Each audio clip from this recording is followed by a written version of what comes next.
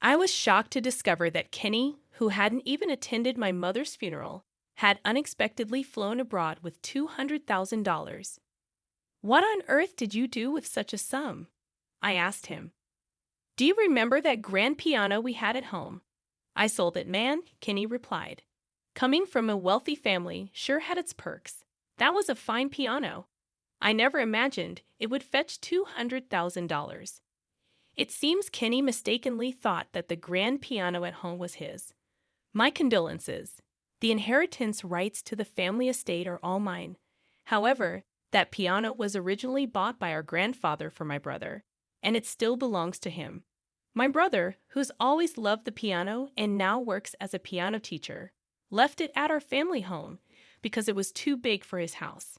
Given my brother's strong sense of ownership, he would be furious to know that something of his had been sold without his consent. Knowing my brother, simply compensating him won't be enough. When I told Kenny this, he hung up immediately. My name is Rachel Schneider. I'm a 45-year-old office worker. My family has a distinguished lineage that dates back to colonial times and is well known in our community. Moreover, thanks to my late father's successful business, we now own assets worth $9 million. Originally, my older brother was supposed to inherit the family estate. However, he had a girlfriend from a family that also required an heir.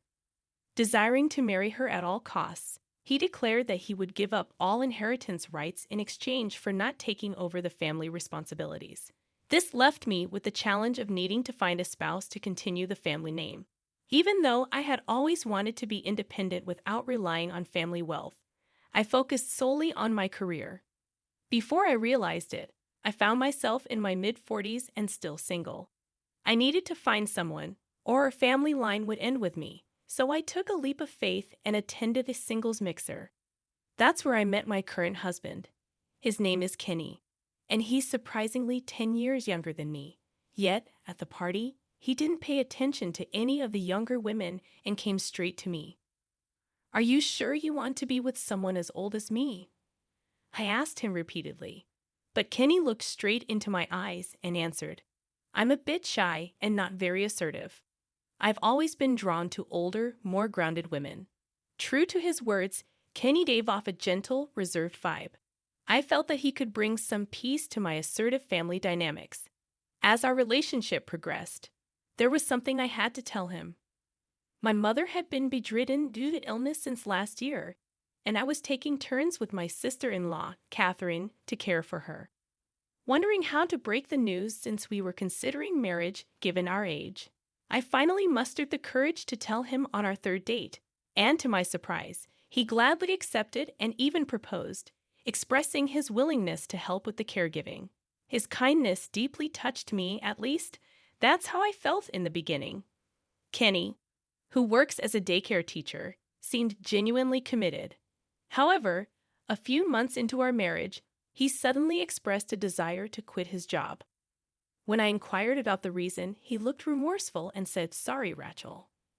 The parents at my daycare are just too demanding, and there's a lot of complaining. I just can't handle it anymore." Understanding the challenges he faced, I would normally have encouraged him to persevere. However, with him already helping with my mom's care, I found myself unable to say a word. Adding to the complexity, I was 3 months pregnant. Wanting to get along well with Kenny for the sake of our unborn child, I adopted a lenient attitude. Unfortunately, my leniency led to regret. As I came out of the shower and attempted to enter the bedroom, I overheard Kenny whispering on the phone. The content of his call shocked me to the core. I managed to get married without her finding out I'm unemployed. She totally believed me when I told her I quit my job, when in reality, I quit like 2 years ago. It sounded like he was talking to one of his buddies, who responded, "Man, you're really something." Well, Rachel's family is pretty wealthy around here. I thought I hit the jackpot when I saw her at that dating event. But then again, given her age, I was probably the only one to approach her. The revelation left me feeling deceived. Was the gentle Kenny I knew all just an act? Despite the desire to confront him immediately, the thought of our unborn baby rendered me speechless. Discovering Kenny's true intentions shattered my confidence in our future. Today, Catherine, my brother's wife, will be taking care of my mom until 5 o'clock p.m., and then it's my turn. Pondering whether I should confide in someone about Kenny, that's when Catherine spoke to me, noticing my troubled expression. Rachel, you look down. If something's troubling you, please share it with me. She's such a kind person, having taken care of her own mom for years, and she's really good with mine too. I confided in Catherine about Kenny, and she listened intently to my story. She reassured me, saying, "It's good you talked. Keeping this to yourself could have been harmful to your unborn child." I apologized for burdening her, but she responded with understanding, "No worries. Talking doesn't necessarily solve everything, but it surely lightens the load." Catherine seemed genuinely concerned, almost as if the situation were her own. Suddenly, the doorbell rang, and without waiting for a response, Kenny entered. Both of us were taken aback, but Kenny acted as if nothing was amiss and smiled, saying, "Rachel, I'm going to help with your mom's care from today. You're not in the safe period yet, so I don't want you straining yourself." Kenny was putting on the act of a gentleman in front of me, and I reluctantly agreed. When Catherine tried to offer assistance, Kenny spoke first, questioning, "I've been meaning to ask, why are you taking care of your mother-in-law in this house?" He used the same tone he used on the phone. Catherine explained the situation, but Kenny started saying horrible things to her. He accused her of trying to curry favor and insinuated that she'd be upset for not getting a piece of the inheritance if she married into money. Enraged by Kenny's harsh words, I wanted to leave the room, but Catherine signaled with her eyes not to. I reluctantly stayed quiet, watching the scene unfold. Kenny's attitude escalated, and he declared, "This family's wealth belongs to us, my wife and me, so I'll take care of my mother-in-law by myself from now on." Realizing it was pointless to say anything more, Catherine left the scene. I quietly slipped outside, feeling the weight of Catherine's hurt. I pondered how to extend my apologies to her. Meanwhile, Kenny took over the responsibility of caring for Mom entirely. Despite my offers to assist, Kenny insisted that I shouldn't intervene. He merely outlined the basics of caregiving. But his negligent approach resulted in tragic consequences. Our mother passed away. The funeral took place in a church where generations of our family found their final rest. However, Kenny disappeared from the day of Mom's passing. Despite my attempts to locate him amidst funeral preparations and arrangements, his absence perplexed relatives and neighbors alike. Catherine, tearful before the altar, apologized for entrusting Kenny with caregiving responsibilities. Approaching Catherine in her distress, I attempted to offer solace. "Catherine, please don't blame yourself. It's not your fault," I insisted. She shook her head, anguish evident in her voice. "No, Rachel, it's not your fault. But where on earth is that man? I wanted to confront him today, and he vanishes just as Mom passes away." Agreeing with Catherine's sentiments, I reflected on Kenny's frequent absences during his supposed caregiving duties. Neighbors mentioned his frequent departures from the house, casting doubt on his commitment to the task. They even noted the arrival of a large truck on one occasion. Though curious, I refrained from probing further amidst the funeral proceedings. Days passed, and Kenny remained absent. Then, unexpectedly, a call from Kenny disrupted my thoughts. "Hey, Rachel, I'm currently at a luxury hotel in Europe," he nonchalantly announced. Stunned, I demanded an explanation for his absence from Mom's funeral and his current whereabouts. Kenny's response was unexpected. "I spent $200,000. The mention of such a sum immediately triggered memories of the grand piano at our family home. "I sold it, man. It was a good one. Who would have thought it'd go for $200,000?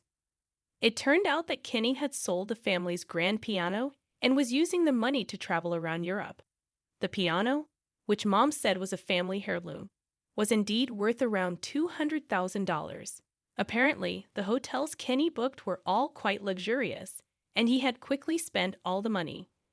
I never imagined Kenny would do something like this while supposed to be taking care of Mom. Our family home had tight security, but with family, it's a different story. The truck that had been at our home must have been there to transport the piano. Why on earth are you doing something so selfish? The whole family was worried about you since you weren't at the funeral. I confronted Kenny, feeling a mix of anger and disbelief. Well, you know when you have a kid, you won't have much free time anymore. You have a job, so I guess I got to be the stay-at-home dad, Kenny replied, surprising me with his nonchalant attitude. It's good that he wants to take on child rearing, but he seems intent on leeching off of me. Moreover, it appears Kenny mistakenly thought that the grand piano was mine. I explained to him that the piano originally belonged to my grandfather, who bought it for my brother. So the current owner is still my brother. Oh, is that so? You scared me there. It'll be fine if I just apologize to your brother later, right? Kenny seemed to lack any guilt about selling someone else's belongings. Well, Kenny has only met my brother at our wedding, so it's understandable he's unaware of my brother's intimidating nature. My brother works as a piano teacher, and ever since he was a child, he loved the piano. He pleaded with our grandfather to buy that specific piano, though currently there isn't space in his house for it, which is why it's at our parents' house. Yet he's still the owner. While working at a piano school, he has also expressed his wish to start his own school using that very piano. The piano means more to him than anything else. I can only imagine what kind of punishment he would impose on Kenny after hearing that it was sold without permission.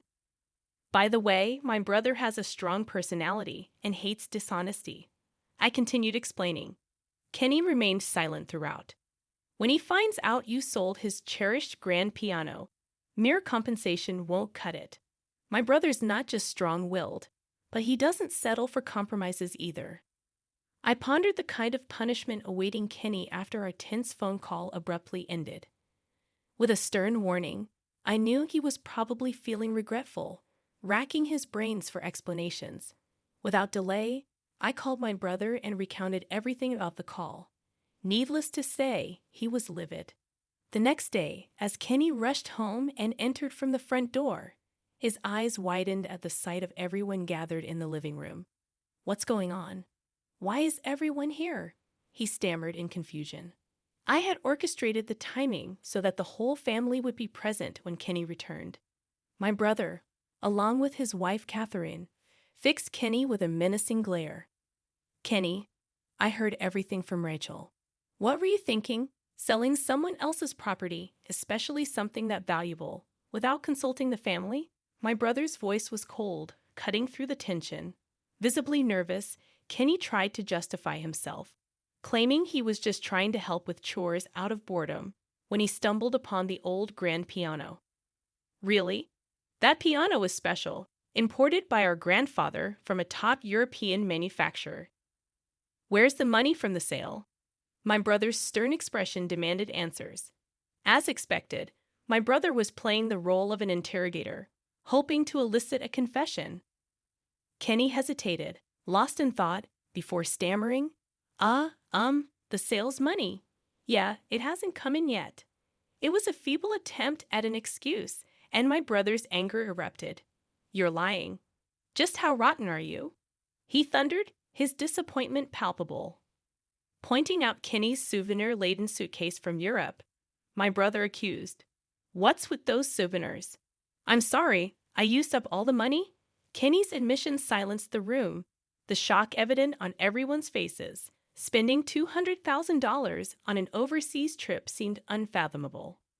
My brother, with controlled intensity, confronted Kenny. I think you already know from Rachel, but that piano was mine. Now that it's gone, you're going to pay back every single penny. If you can't, I'm going to sue you for theft. You okay with that? His words hung heavy in the air, his demeanor reminiscent of a mob boss. Kenny, clueless about the law, looked to me for help, pleading in a pitiful voice. What did he expect me to do? I had nothing to do with this. It was all his doing. When I rejected Kenny's attempt to justify selling the piano, he began saying something ridiculous. Don't be so cold. I took care of your mom while you were pregnant. I just thought of the trip as a reward for myself after taking care of her. Let's just say we both decided to sell a piano. Since we're siblings, it won't be theft, right? I was so dumbfounded that I couldn't close my open mouth. Catherine came to my rescue, stating firmly, "Enough is enough. Didn't you tell Rachel not to come for caregiving? You even told me you thought I was just after the inheritance and tried to drive me away. What did you say such awful things to my wife too?" Kenny admitted to his insulting behavior towards Catherine, but my brother's anger flared again. "Listen up.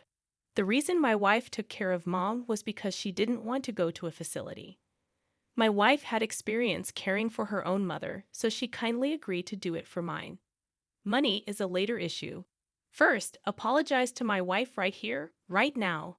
Grabbed by the collar, Kenny, with tears in his eyes, knelt down in front of Catherine, saying, "I'm so sorry, Catherine." Despite Kenny's apology, all the relatives looked at him with cold eyes. One of them shouted, "You better pay back the money from the piano sale as soon as possible. We can't have a criminal in the family. It'll tarnish the Schneider's name." Kenny, misunderstanding once again, made another odd remark, saying, "Right. We can't have a criminal in the family, right, bro? So let's keep things calm. We'll save money together as a couple and pay back little by little." At Kenny's nonsensical interpretation, even my uncle was left speechless. Realizing that no matter what was said, it wouldn't resolve anything, I decided to fetch something from my room. Since the incident on the phone when Kenny was talking with a friend, I had the business card of a divorce lawyer ready. "Kenny, call this number. I want our relationship to be over. From now on, let's communicate through lawyers," I said as I thrust the card at him. His face turned pale, and Kenny exclaimed, "Why? We're about to have a baby, and yet, why are you doing this?" At that moment, I revealed what Kenny had been talking about with his friend on the phone. "Wait, you heard that? It was just a joke. You think that excuse will fly?" I responded, "I've known from the start that you approached me for my inheritance." Everyone present gave Kenny a cold stare, realizing there was no way out. Kenny retorted with a defiant attitude, "Darn, I thought I was going to get close to $9 million after we got married. I researched how much your mother left you." The sudden change in Kenny, who had always seemed so gentle, shocked everyone. Perhaps I should have been suspicious of a man like him from the beginning. I met Kenny at a dating event, and despite being 10 years younger, I thought we married for love. But his betrayal hurt me deeply. From now on, Kenny would be a stranger to me and my brother, so naturally, he had to pay back the money from selling the grand piano. Kenny broke down, saying he couldn't do that. But with all the relatives present willing to testify against him, there was no escaping the consequences. However, I assured him that I wouldn't ask for child support. "Really? Well, at least I'm grateful for that," Kenny responded. "In return, Kenny, you'll have nothing to do with this child. This is my child alone. You can't even claim to be its father," I firmly stated, placing my hand on my belly. Upon hearing this, Kenny looked devastated and collapsed. Since the divorce, he had been living in poverty, working odd jobs. One day, my phone rang, and it was Kenny. Despite not wanting anything to do with him, he kept calling, so I reluctantly answered. "Rachel, please help me," Kenny pleaded in a pitiful voice. He explained that the buyer of the grand piano he sold wanted to return it and get a refund. When Kenny sold the piano, he had claimed it was in pristine condition. However, there was a large engraving on the back made by my brother, claiming ownership. Kenny hadn't checked the back and likely sold it through a shady dealer.